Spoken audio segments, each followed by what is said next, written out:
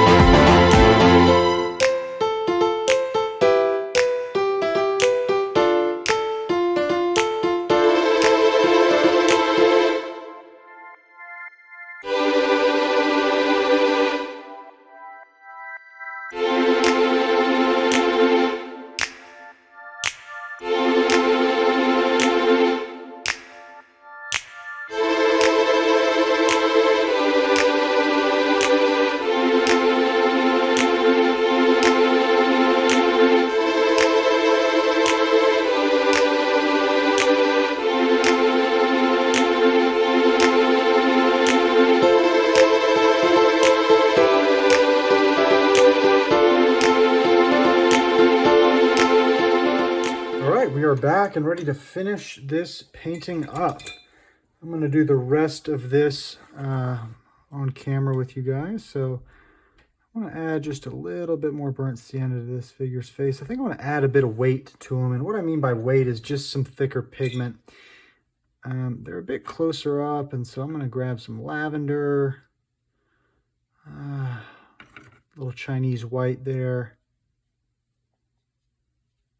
I just wanted just a little bit more of an impact, I think, with that front figure. Yeah, something like that. I think that looks nice. All right, let's grab some pure neutral tint here.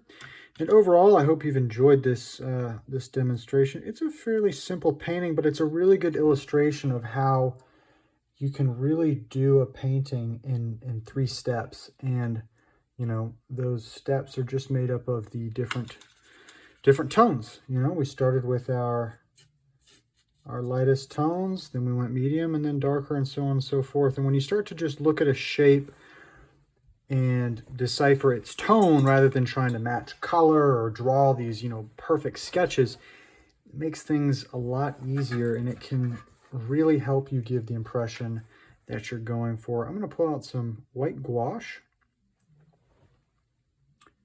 just to give an indication of some headlights here.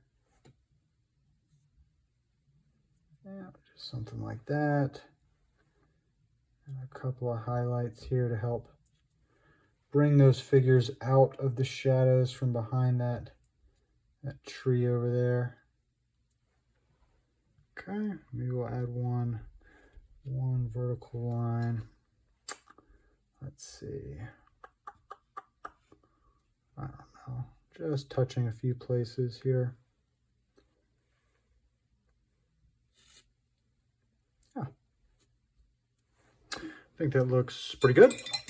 All right, let's sign it and talk about what we like, talk about what we don't like. So far, pretty pleased with the painting. It's definitely more of a simple one. I think it lacks a little contrast. I think I should have gone a little bit darker with my midtones. I also would have liked to, instead of waiting for my midtones to dry, maybe work in the dark tones while the midtones were still just a little bit wet to get that kind of bleeding effect. You know, that's what watercolor is kind of known for, and you need to make sure to try and take advantage of that. But other than that, I think it's a pretty good painting here. I think our building looks nice. We left highlights on the roofs, which help things kind of pop out. There's decent contrast as a whole. So yeah, overall pretty pleased. So if you stayed with me to the end of this video, I really appreciate it. And if you haven't already, consider subscribing. All these paintings are going to be for sale in my store, the link for which is in the description. So above all else, remember to keep on painting. Thanks.